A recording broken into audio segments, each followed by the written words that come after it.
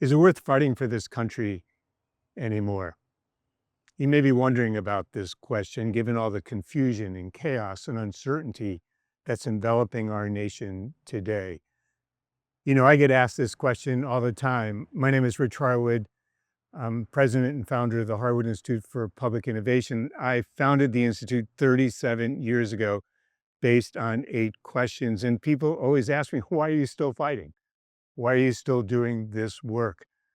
I'm 64 years old. My wife just retired. I have a 2-year-old granddaughter.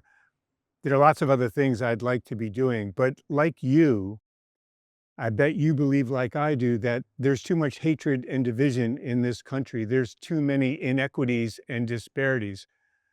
It seems as though we've lost a sense of decency at times and replaced it by a sense of cruelty. There's a lack of empathy in our society today.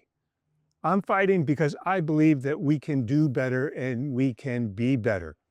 I believe this so deeply, I'm releasing a new book on June 1st called The New Civic Path, which is part of a national campaign called the Campaign for a New Civic Path. Look, now's not the time to retreat, nor is it the time simply to yell at one another. We've got to figure out amid our real differences what we can agree on, how we can come together and get in motion and start to work together, and how we can restore a sense of belief in ourselves and in one another that we can actually come together and get things done.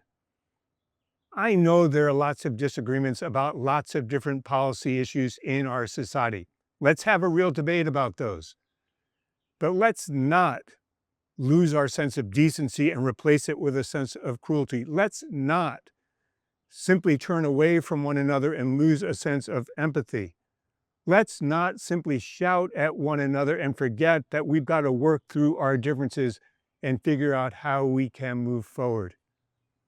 Like you, I'm still fighting for this country because I believe in this country amid all the challenges that we face.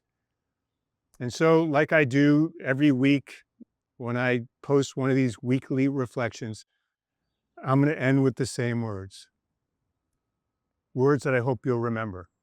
Words that I hope that we'll live by. We're meant to go together.